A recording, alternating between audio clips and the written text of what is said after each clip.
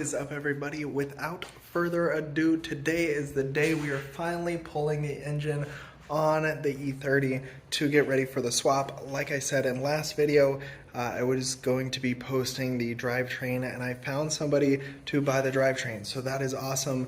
It means that we can kickstart this project and start with just pulling the engine, cleaning out the engine bay, and then getting a lot of the parts for the swap kit. Anyways, let's get into it. All that in today's episode. My name is Ryan.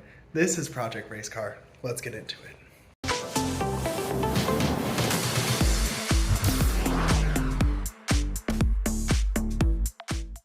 I went ahead and got the E30 already raised up. The rear is on jack stands so that the wheels can move freely when I have to pull off the drive shaft.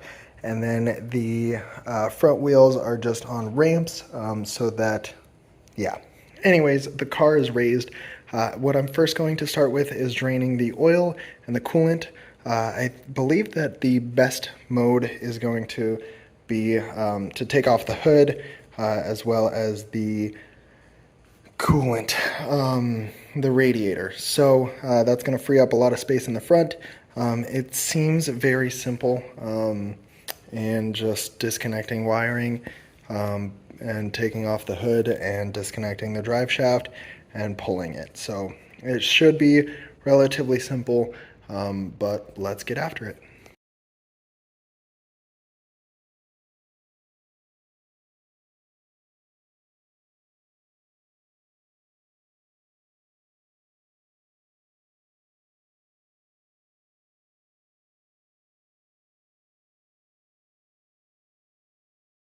Okay, so that took just quite a long time, but you guys can see that now there's easy access, and again, it makes this process so much easier.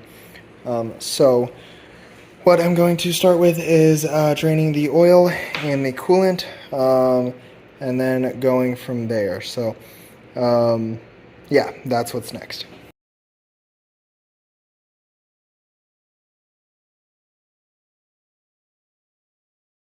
The progress that we got done, we got the M42 skid plate off.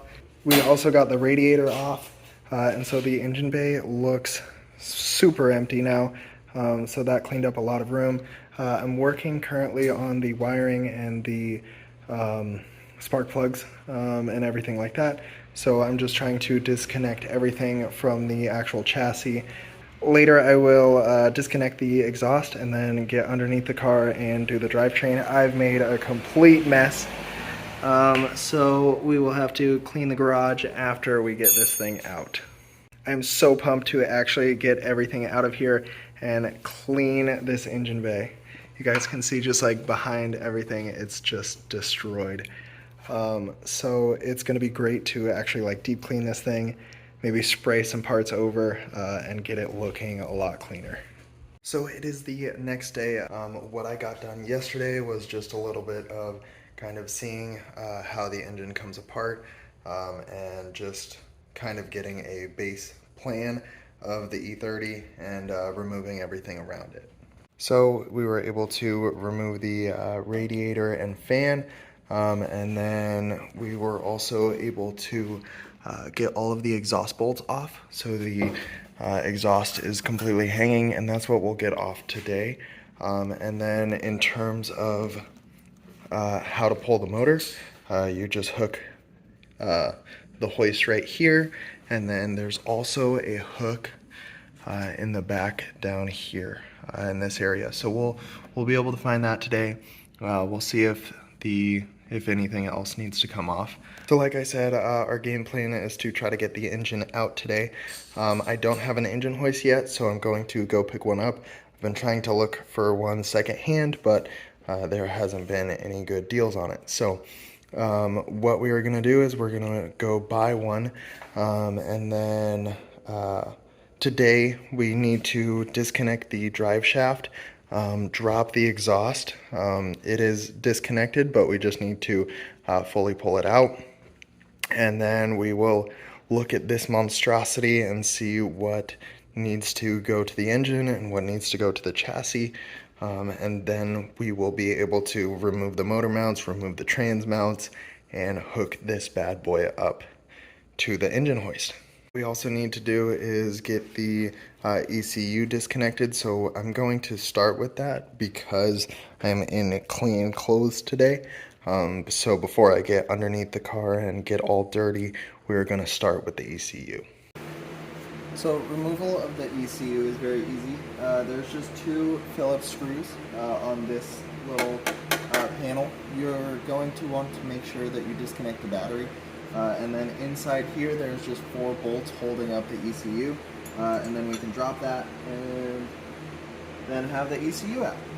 So the E30 will live on in somebody else's project. So that's very exciting. I'm very happy for him.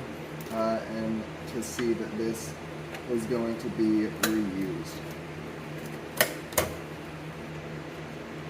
And just like that, we have the ECU.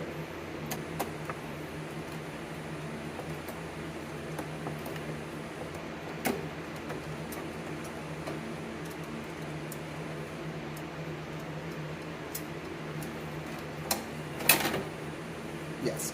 So you do need to take the bolts off. Once that falls, you can pull this out and pull this off. So I'm going to thread these back on, but that's the ECU.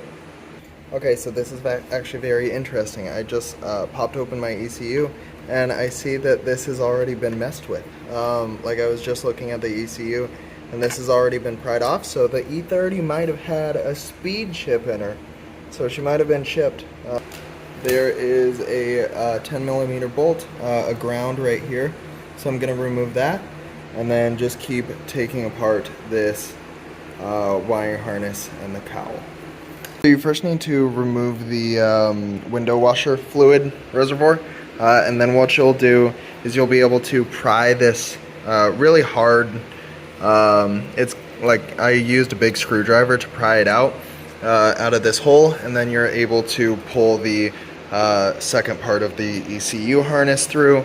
And then now what we're gonna do, this is a big like power source where a lot of grounds connect. So we are going to just disconnect all of the wiring and get it all off of this, like the chassis. So we're just going to separate everything. Well, it is insanely hot in this garage, as you guys can see. I got the sweat down for the blood, sweat, and tears in this engine swap. So we will cry and bleed later. For now, I'm going to jump underneath the car. I'm going to take the exhaust off. And my plan for the exhaust is to sell the headers and then recycle the catalytic converters. Since I won't be needing those, I will buy new ones to put on the car. So we're gonna get underneath the car and drop the exhaust. So if you guys remember me first getting the E30, what we did was we cleaned the skid plate, and there was just gunk and stuff on like all of the skid plate, right? And as I'm doing more like uncovering, again, there's just like so much dirt and crud. And you know, this is behind, there's normally a panel that sits here, and there's just so much dirt, right? And even behind the panel here, there's just a whole bunch of dirt and dust. And when I got underneath the car, I decided to, I needed to take off the heat shield.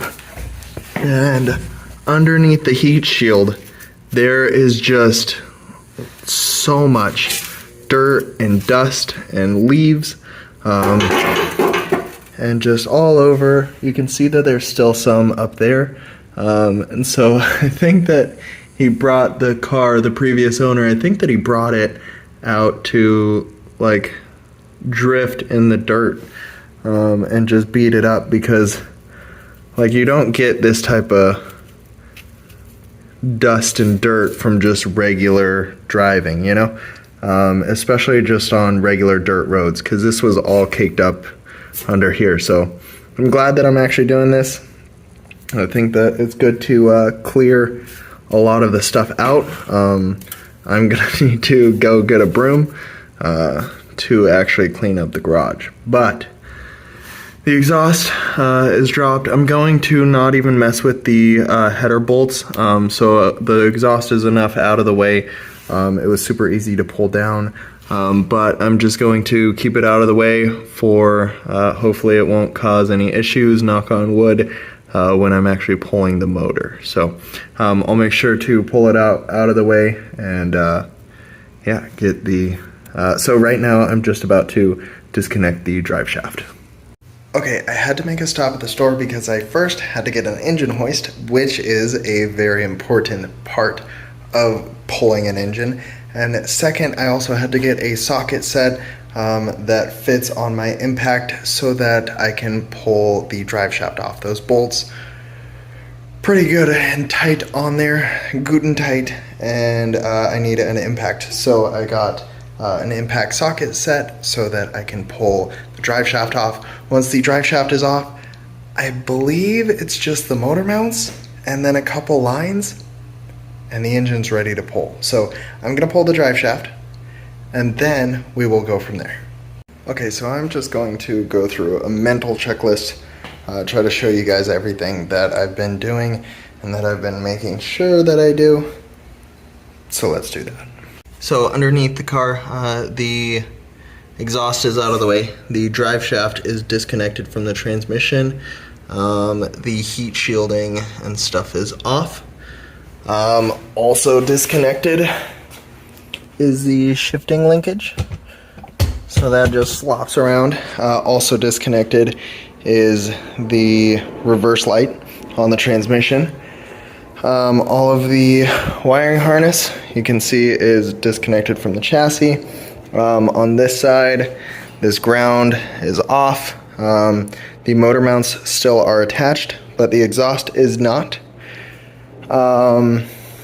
Everything's disconnected from the front, as you guys can see. All the fluids are drained, oil is drained, coolant is drained, power steering fluid is drained. And then here we have the fuel lines disconnected. We have the heater hose disconnected. I'm gonna make sure that this bottom heater hose, I believe that that's still connected, but I'll disconnect that. The wiring harness up here, that's all disconnected. The power steering lines, I disconnected one on one side and one on the other, so that is all disconnected. And then the slave cylinder for the transmission is disconnected. And the throttle is disconnected. And to my knowledge, that is everything. But I'm going to double check just to make sure that we have no casualties, and then I will start building the engine hoist. Okay, so on the reel, building and putting these wheels in took me just way too long, far too long, and it was so obnoxious. You know, there's often jokes about like working on cars is only 20% of the time like working on cars, and the other time like, you know, searching for tools and building stuff, and that is 100% true. So I believe that I'm going to call it for tonight, but the engine will be pulled tomorrow morning, and I'm super excited about it. So we'll have that done and we'll have that out, and tomorrow morning shall be the day. So I'm gonna go ahead and end it for today's video. Thank you guys all so much for watching. Make sure to stay tuned, stay subscribed, and give this video a like. It really does help me out a lot. And in the next video, apologies, we will have the engine out. And until next time, my name is Ryan. This is Project Race Car. Have an amazing day. Peace.